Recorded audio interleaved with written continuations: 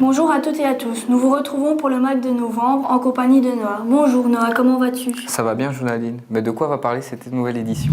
Eh bien, ce mois-ci, il y avait la 11e édition du traditionnel jogging de l'Athénée. Et vous allez voir, il n'y a pas que des adultes qui courent, des enfants ont fièrement relevé le défi. La prévention contre les maladies sexuellement transmissibles a aussi été à l'honneur. Oxygène, une association très active dans la région, est venue nous informer. Et nous ouvrons ce magazine par le jogging de l'Athénée qui a eu lieu ce 24 novembre dernier. Malgré la pluie, cette étape du challenge du Hainaut a rencontré un beau succès. Ambiance avec Lionel Derbeck et Théo Fauche. Comme d'habitude, le jogging de Beaumont a attiré plusieurs centaines de personnes. Chacun s'échauffe à sa manière, juste avant le départ. Quel est votre ressenti avant le départ? Le ressenti, tout va bien. Il fait bon, on ne peut pas dire qu'il pleut. Donc, il ne pleut pas, donc c'est bien, je suis content. Je suis content de prendre le départ. C'est une belle course, en plus je la fais régulièrement. Pour moi, c'est bien. Après le départ, quelques supporters sont présents sur le parcours. Ils encouragent leurs proches ou leur club. Grâce à eux, l'ambiance est au rendez-vous malgré un mauvais temps.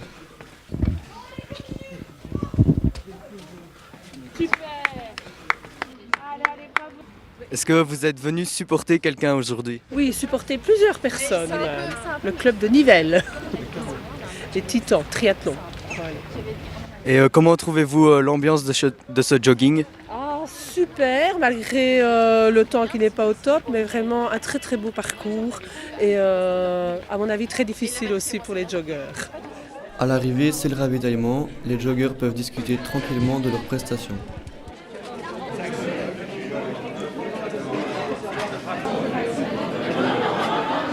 Pour quelle cause courez-vous? Je cours à pied pour sensibiliser le plus de gens possible au don d'organes. La facilité de courir à pied pour ça, c'est que si je monte sur le podium, devant moi il y a quelquefois 3, 4, 700, 1000, plusieurs milliers qui sont là. Il faut que je sois au moins troisième, pour ça je dois m'entraîner beaucoup. Et voilà, alors je sensibilise les gens pour qu'ils aient signé leur papier pour quand ils sont décédés et sauver beaucoup de vies. L'ambiance de ce jogging vous plaît donc? Ah, il y a très bonne ambiance. Ah oui, ça, c'est fou. Aussi bien dans les jeunes que dans les plus âgés. Chacun se retrouve autour d'un bon verre, histoire de se réchauffer, et qui sait, repartir avec une coupe. Comme vous avez vu, ce jour-là, il y avait une bonne ambiance, mais le plus important reste la course en elle-même. Gentil et Fabio et Thibaut Messon ont suivi quelques coureurs sur le terrain. Cette 12e édition du jogging s'est déroulée sous une grisaille humide. Deux possibilités pour les joggeurs. La première, une course de 5 km qui comptait 265 participants, et la seconde de 10 km qui comptait 250 coureurs. Nous avons rencontré Sylvie Hédard, qui est coordinatrice et conseillère pédagogique. Alors ce matin, j'ai préparé la salle, c'est-à-dire sortir les verres, préparer des sacs aussi pour les enfants qui font les jeunes courses, on donne des bonbons, une médaille à la suite. Et puis dans un deuxième temps, là je reviens d'avoir été signalée donc, pour la stratégique, arrêter les voitures. On avait envie de représenter notre école et donc voilà, on était un groupe d'enseignants qui avions envie de remplir un objectif. Défi, oui, voilà, de relever un défi personnel et aussi parce que c'est une des courses qui fait partie du Challenge Hainaut et c'est un bel événement. Nous avons également interviewé le gagnant de la course de 10 km qui nous a fait part de son ressenti. Ouais, c'est une satisfaction. En plus la course était assez difficile, on était à 3-4 toujours ensemble donc c'était sympa. Un peu des petits challenges comme ça, on se dépassait l'un l'autre donc c'était fun. Non, je m'entraîne quand même beaucoup, là j'ai fait un marathon il y a un mois. Donc je reprends tout doucement l'entraînement. Ici je me suis entraîné qu'une fois cette semaine-ci, mais d'habitude c'est 2, 3, 4 fois par semaine de course à pied. Cette année encore, malgré le temps et la difficulté, cette course s'est déroulée sans incident. Cette épreuve sportive n'est pas réservée qu'aux grands. La course des jeunes foulées permet aux petits d'y participer. Reportage de Sébastien Morato et Nathan Tassin. Le jogging a accueilli plusieurs dizaines d'enfants. Le temps n'était pas favorable, car la pluie était au rendez-vous. Mais les jeunes foulés sont bien présents en ce jour. Les enfants sont répartis en fonction de leur âge et de la distance. Certains s'entraînent même avant le départ. Qu'attendez-vous de votre enfant ? Qui s'amuse avant tout. Maintenant, l'important c'est qu'il participe. Pour moi, c'est pas important qu'il soit le premier, mais qu'il prenne du plaisir et que voilà. Pourquoi tu fais le jogging ? Pour m'amuser, Tu es habillé comment pour le jogging ? avec des chaussures de sport et en short, Tu es venu pour gagner ou simplement courir ? simplement courir. Tu te sens comment devant la ligne de départ ? Un peu stressé. Pourquoi ? Un peu stressé de ne pas être premier, que certains poussent ou quoi. 13h25. Le coup d'envoi est lancé. Les 400 mètres sont déterminés à gagner. L'écart entre les coureurs est très serré. Ils cherchent tous la victoire. La course était dure ou facile ? Dur, Pourquoi ? parce que ça montait, il y avait des flaques d'eau, ça glissait. Tu es content ou triste ? Content, Pourquoi ? parce que j'ai été deuxième. Quels ont été les préparatifs pour le jogging ? Alors mon fils, déjà il va à l'athlétisme tous les mercredis, après-midi, où il fait 1h30 d'athlétisme, donc il s'entraîne chaque semaine pour ça. Et lorsqu'on a l'occasion, comme ici, de venir à des courses, il y participe. En même temps, on fait attention à son alimentation, à son sommeil, pour que toutes les conditions soient réunies pour qu'il gagne. Pourquoi tu fais le jogging ? Pour m'amuser, pour prendre ma revanche de l'année passée. Parce que l'année passée, j'avais pas été premier, ni deuxième, ni troisième. J'avais pas été bon. Tu es venu pour gagner ou simplement courir ? Gagner et aussi m'amuser. Je pensais pas que j'allais gagner. Et qu'est-ce que tu as gagné ? Une médaille et j'ai été premier. La course était dure ou difficile ? Dur parce qu'à certains moments, t'avais quand même qu'essayer de pousser, de tricher. Et comme tous les grands sportifs, après l'effort, le réconfort. Ils ont tous reçu un sachet rempli de friandises. Le 30 novembre, nous avons reçu la visite du chanteur espagnol François de Grande. Ses chansons parlent de sa vie en général.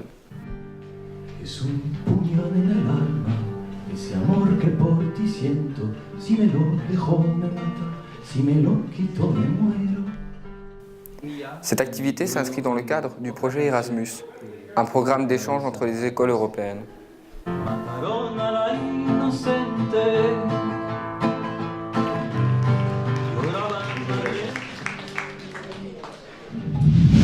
Pour rester dans le cadre du cours d'espagnol, le 12 novembre dernier, les élèves ont participé à une activité un peu spéciale. Ils ont fait des origamis. Envie d'en savoir plus? Regardez le reportage de Pauline Fivet et Gina Romagnolo.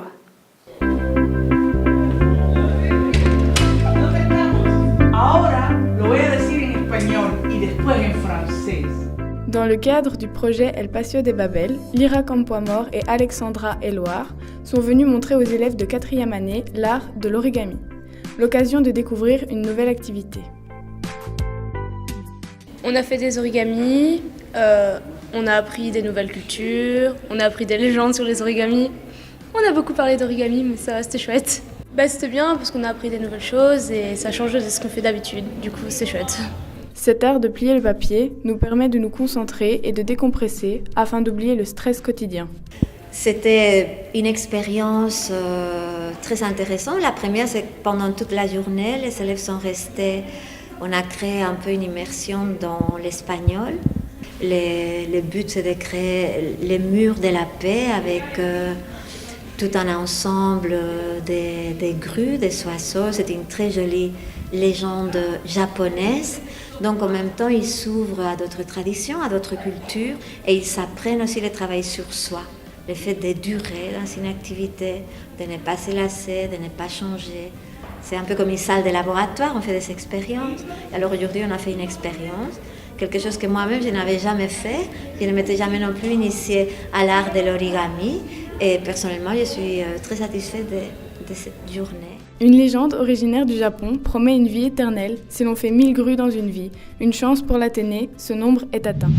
Pour nos élèves de 5e technique de qualification, les choses sérieuses commencent. Ah bon, pourquoi? Le Forum est venu à leur rencontre pour parler de leur avenir professionnel.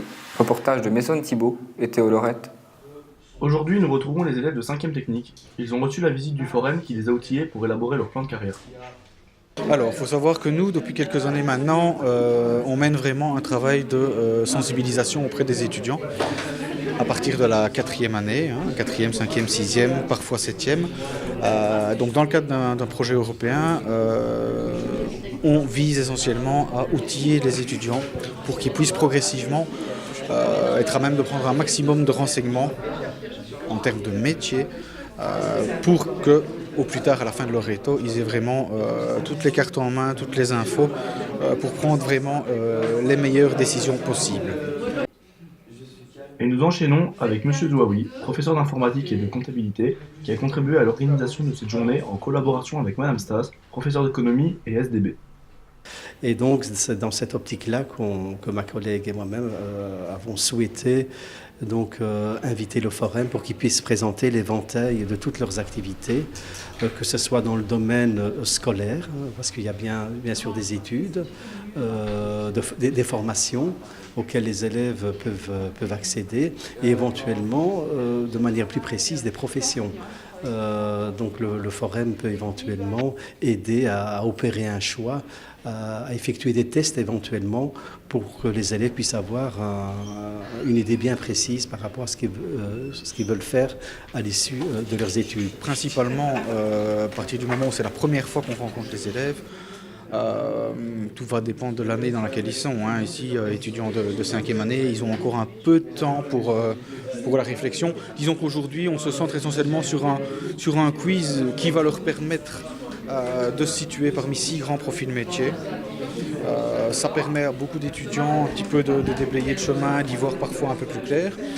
Ça, c'est la première partie de l'animation. Dans un deuxième temps, on leur parle de toute une série d'outils découvertes métiers, pour investiguer cette fameuse question des métiers. Le but étant vraiment de leur faire prendre conscience du champ des possibles en termes de métier, quel que soit le secteur. Au final, les élèves se sont prêtés au jeu et étaient intéressés par l'activité. Ce jeudi 29 novembre, les élèves ont participé à une activité sur les protections contre les maladies sexuellement transmissibles. En quoi consiste cette activité? Je te laisse regarder le reportage de Noah Bernard et Alexandre Hay. Ce 29 novembre s'est déroulée la journée de sensibilisation des jeunes sur le sida et les maladies sexuellement transmissibles. À cette occasion, nous avons interviewé Simon Puissant, l'un des organisateurs de la journée. Quel est le but exact de votre venue aujourd'hui à l'Institut Simone Veil? Alors, samedi, ce sera la journée mondiale de lutte contre les IST, donc les maladies sexuellement transmissibles. Et donc, on a décidé de se rassembler, les 6 associations aujourd'hui, pour mener une action un peu choc, coup de poing, où on se réunit tous pour faire de la prévention, de la sensibilisation, répondre aux questions des jeunes autour des IST, du sida. Et donc, les jeunes ont ici 5 stands aujourd'hui où ils peuvent poser toutes leurs questions, recevoir de l'info, faire des petits jeux, il y a un quiz sur tablette, etc. Nous avons ensuite interviewé un des élèves pour savoir son ressenti sur cette activité. Alors que penses-tu de cette activité aujourd'hui? Ça plaît bien et je pense que ça plaît un peu à tout le monde. Est-ce que le sujet t'intéresse? Le sujet est très intéressant pour tout le monde et je pense qu'il faut savoir s'informer des choses qui causent des risques sexuellement.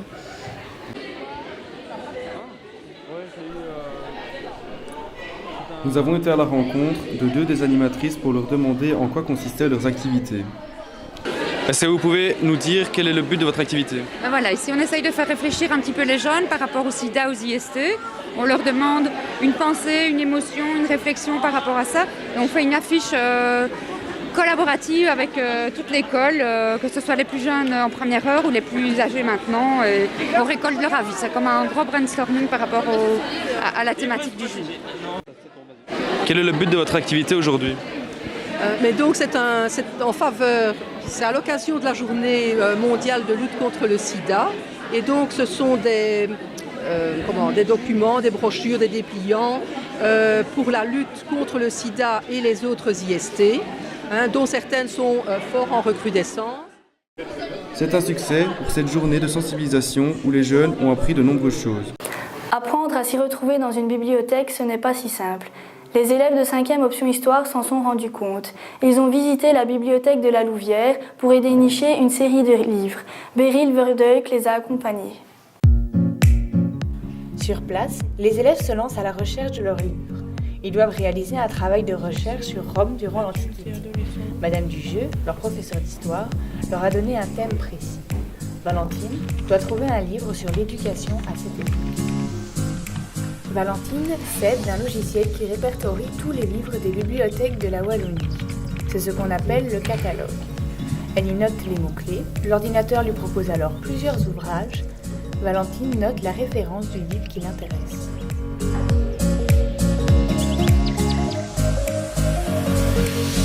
Les livres sont rangés en différentes catégories. Valentine se dirige vers la section Histoire. Elle cherche son livre à l'aide de la référence.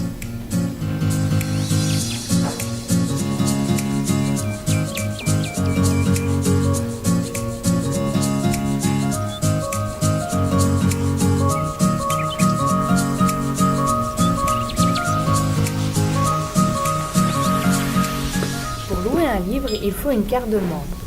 Grâce à celle-ci, la bibliothécaire connaît l'historique des achats. Le prêt d'un livre est gratuit durant 1 mois. Il y a un coût de 50 centimes par semaine par livre si l'on dépasse ce délai. Donc, la bibliothèque est organisée en 3 sections plus une section itinérante. La section itinérante se trouve à Oudin et c'est composé du bibliobus et de la centrale. Donc le bibliobus circule dans toute la province du Hainaut, dans les communes qui possèdent moins de bibliothèques ou genre de choses. Puis à la section adulte où on se trouve, qui est une section de prêt direct, qui est aussi pour les adolescents. La section jeunesse qui est la ribambelle des mots, donc qui fait jeunesse et qui commence l'adolescence. Et la section des périodiques et l'espace public numérique où on peut aller faire des recherches. Et là, les ouvrages ne sont pas empruntables, mais on peut consulter des revues. La bibliothèque de la Louvière possède plus de 350 livres, tels que romans, études, témoignages, triés par thématique. Donc on a d'abord la fiction, donc il y a les romans, les séries jeunesse, les bandes dessinées, qui contiennent les comics et les mangas aussi. Et puis nous avons la partie documentaire qui sont rangées selon la CDU, qui comprend 9 classes, et donc ils sont rangés selon les classes. Et les classes représentent les grands sujets, donc la médecine, le droit, l'informatique et ce genre de choses. Mission réussite pour les élèves de 5e. Ils ont tous trouvé leur livre. Il ne reste plus qu'à lire et à rédiger leur exposé. Merci d'avoir regardé cette édition. Et à bientôt pour de nouvelles infos sur l'Athénée. Au revoir.